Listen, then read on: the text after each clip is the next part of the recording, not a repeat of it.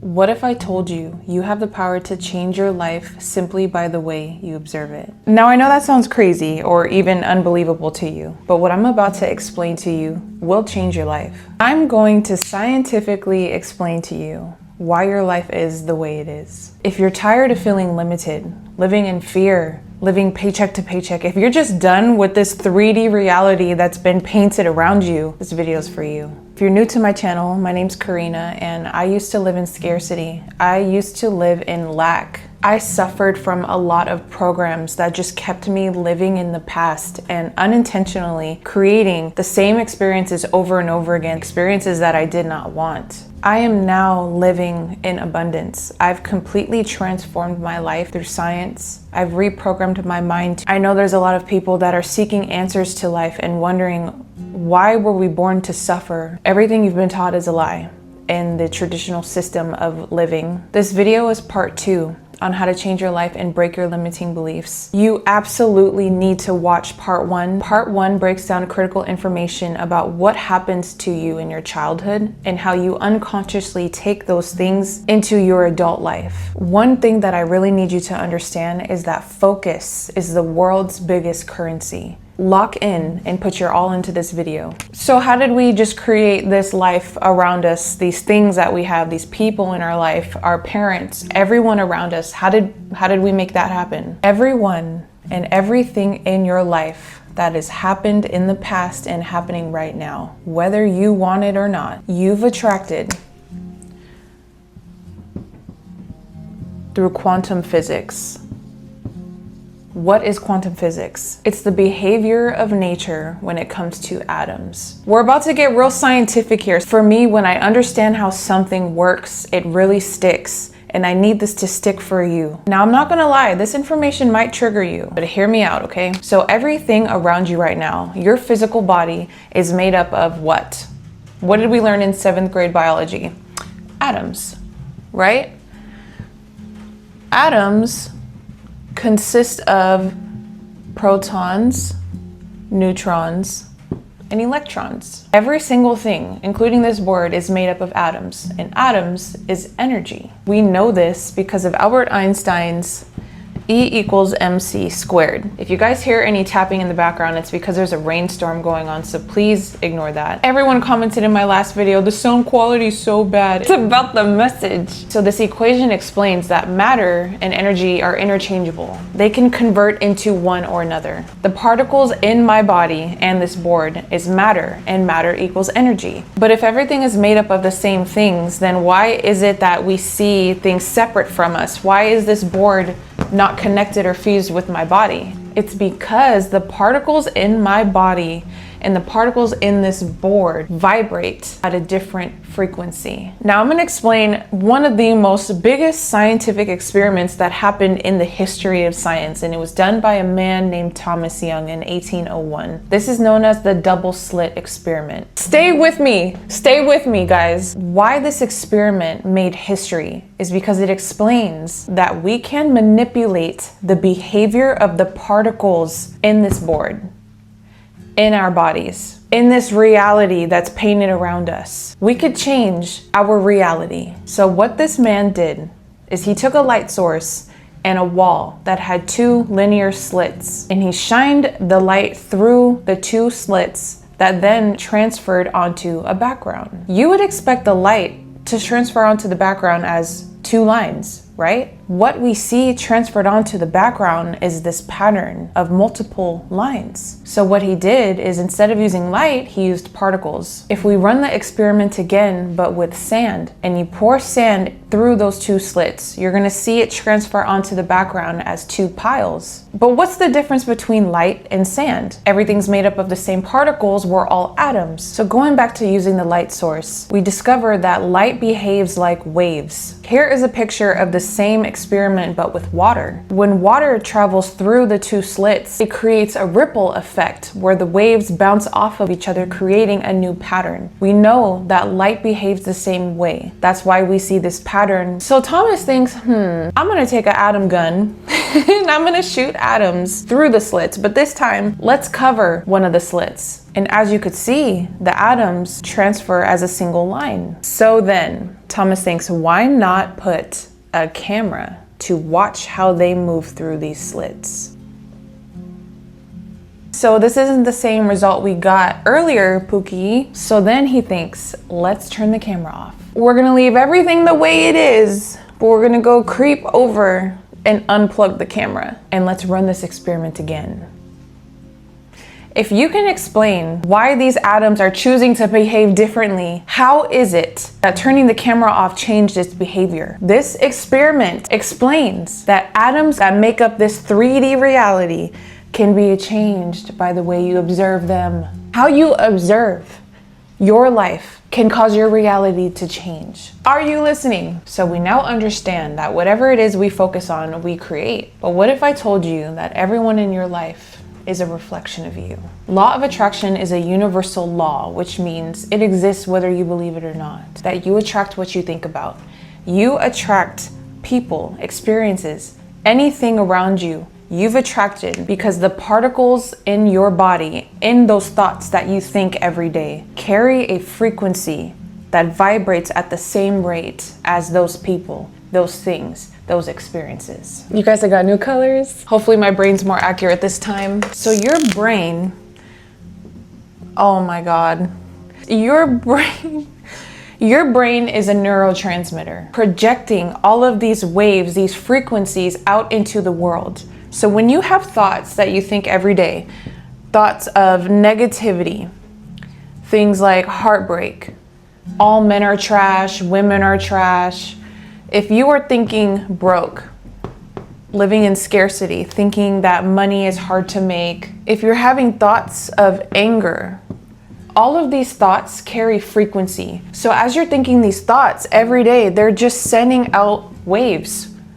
Like a neurotransmitter, like a radio station, you're projecting all of these beliefs out into the world that are causing you to attract people, items, situations of the same frequency to you through law of attraction. But how is it that we attract bad situations to us? Tying it back to programs, what we covered in part 1. Remember, I told you to think of your brain as a computer.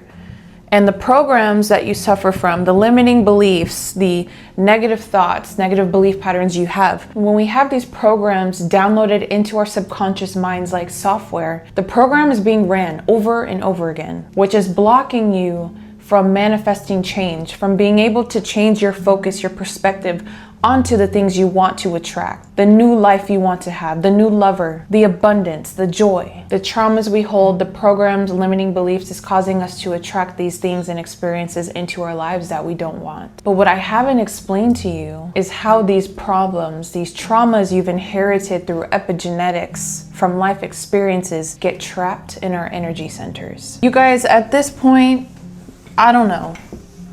I'm so disappointed in my drawings. We have 7 main energy centers in our body, and they are known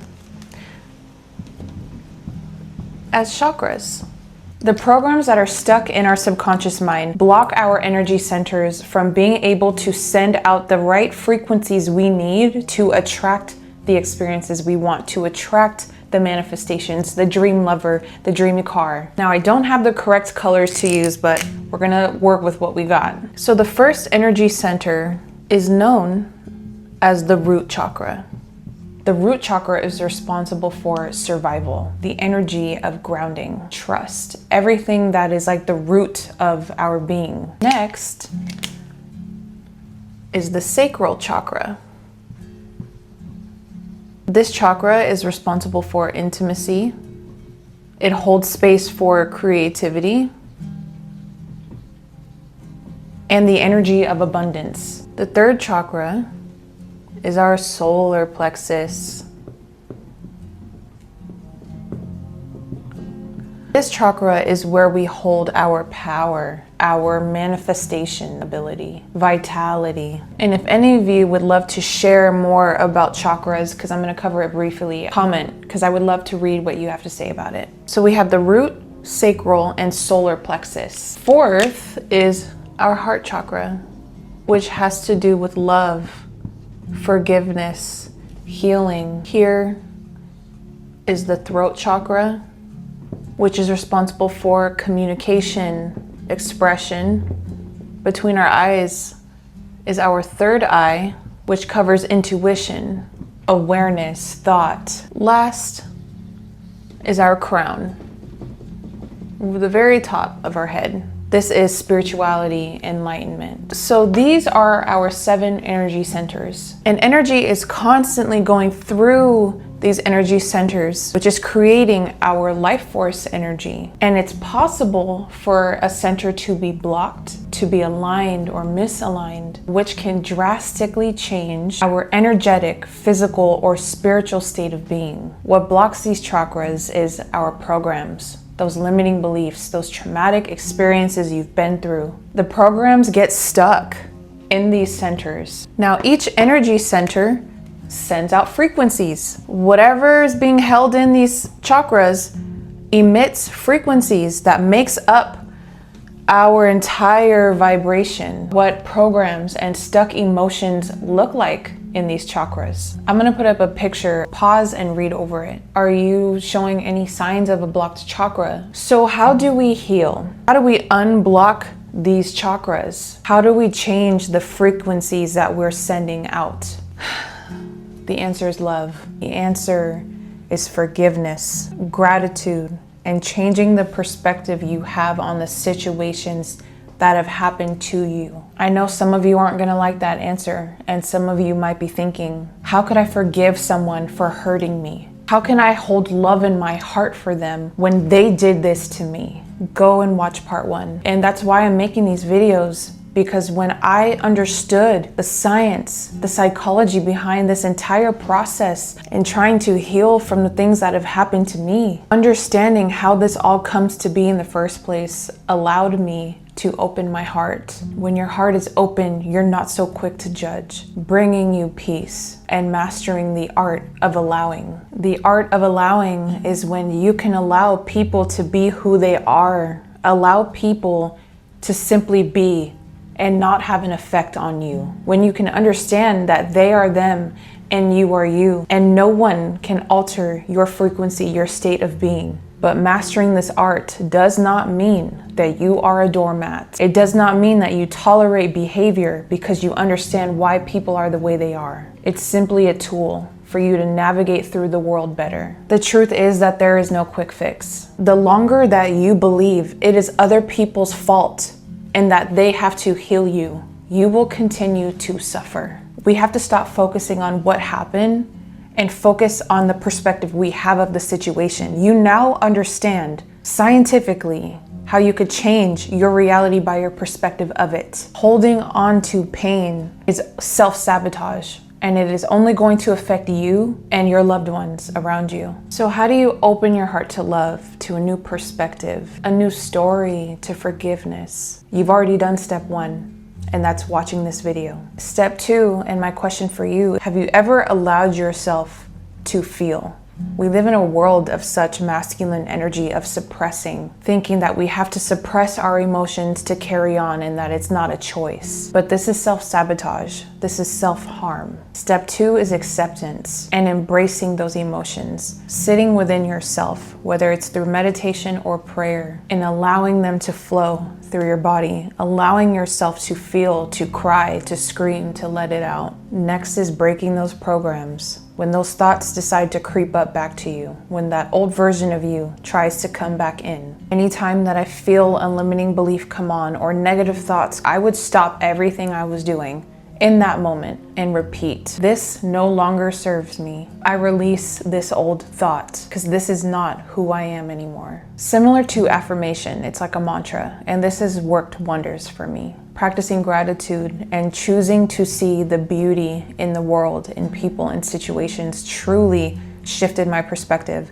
Because you start to see that there's beauty in everything. God is in everything. When you choose to see that perspective, you attract more of it, and it shifts your belief patterns because that is only what you see. It's not putting your head in the sand and ignoring negativity around you. It's simply You're choosing what to focus on, which creates good frequencies in your body to then emit to the world. Last is to make education part of your self-care routine, whether that's watching YouTube videos, reading books, investing in life coaching, even therapy. Investing in yourself, your energy, your mental health reflects out to the world, because you truly, this 3D reality truly is just a representation of what's going on inside of you. Last, I just want to say that you hold the keys to your own freedom. Freedom is the freedom from resistance, and resistance can only be self-applied. Other people can behave in ways that are unpleasing, but it's up to me to choose what to focus on. But how can I focus on positivity when all of these things are going on around me? For me, I decided that I can either focus on the problems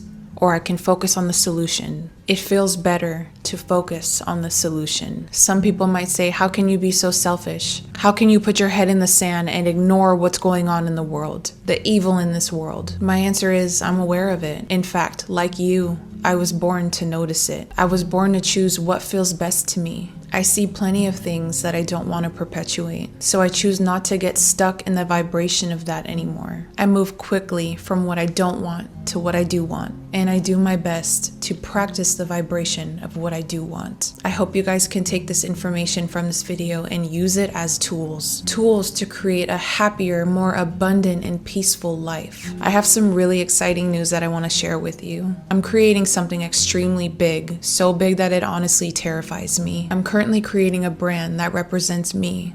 Everything in this video, what this YouTube channel represents, to make information like this popular and spread it to the youth. I am creating pieces and items that people can wear and embody as their frequency. And I would love for you to be part of my mission. In the description box below, you can join the Starborn community. My website is linked where you could sign up for email updates on what's to come, how to be a part of this mission, and also see the products that I'm working on. You can also follow me on Instagram. My only goal in this life is to help you step into your power, creator. This brand is going to teach the world the things that we don't learn in school, because you truly are the shiny object. All of my links are below. Thank you guys so much for watching this video. I would love for you to engage and comment. If you have any information or experiences or things you've done to overcome your programs, comment below, because there are people out there right now that are feeling alone. And if you are someone that is feeling alone, comment, and I guarantee you are going to get a response from someone in this community. I hope you feel more empowered with these tools. You just have to tap into it.